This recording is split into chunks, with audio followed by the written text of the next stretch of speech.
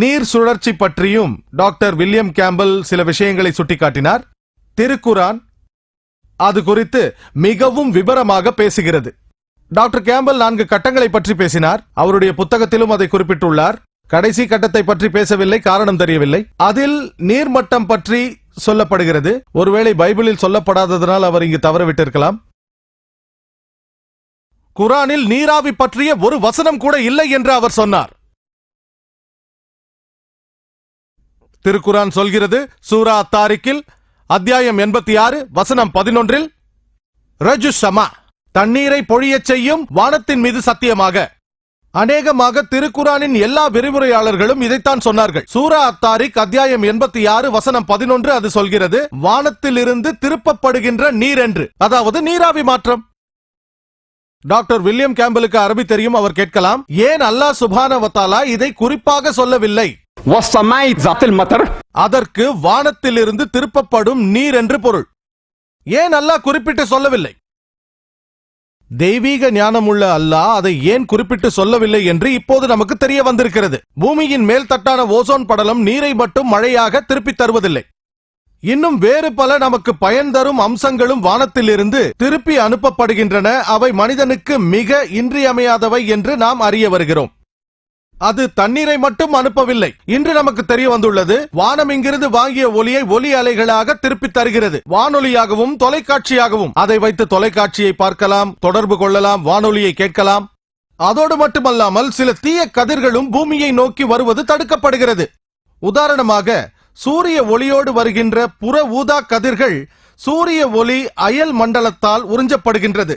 இது நடைபெறவில்லை என்று சொன்னால் பூமியின் மீது உயிர் வாழ்வது முடியாமலாகிவிடும். ஆகவே அல்லாஹ் சுப்ஹானஹு வ தஆலா மிக பெரியவன், மிக மிக சரியாக எதையும் கணிக்கக்கூடியவன். ரஜ்ஜு ஸமா, திருப்பித் தரும் வானம் என்று சொல்லியிருக்கிறான்.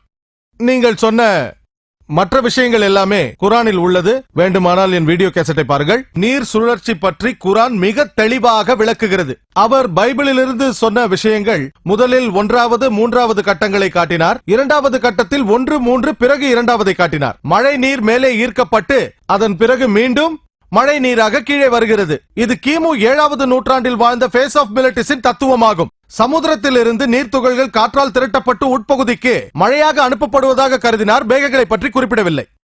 2வது மேற்கோளில் டாக்டர் வில்லியம் கேம்பல் சொன்னது, முதலாவது அவரை பொறுத்தவரையில் நீராவி மாற்றம். அதை ஏற்றுக்கொள்கிறோம். வேதாகமத்தை அவர் உடன்பாட்டு அணுகுமுறையில் பார்ப்பதை நாம் தடுக்கவில்லை.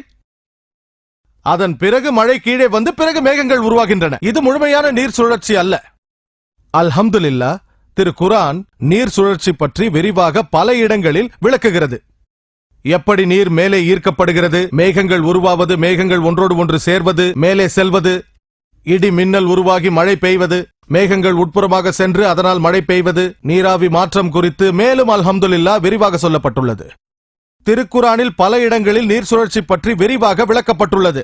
சூரா அன்-நூர் அத்தியாயம் 24 வசனம் 43, சூரா அர்-ரூம் அத்தியாயம் 30 வசனம் 48, சூரா அல்-ஜுமர் அத்தியாயம் 39 வசனம் 21, சூரா அல்-முக்மினூன் அத்தியாயம் 23 வசனம் 18, சூரா அர்-ரூம் அத்தியாயம் 30 வசனம் 24, சூரா அல்-ஹிஜ்ர் அத்தியாயம் 15 வசனம் 22, சூரா அல்-அராஃப் அத்தியாயம் 7 வசனம் 57, மேலும் சூரா அர்-ராத் அத்தியாயம் 13 வசனம் 17, சூரா அல்-ஃபுர்கான் அத்தியாயம் 25 வசனம் 48, 49.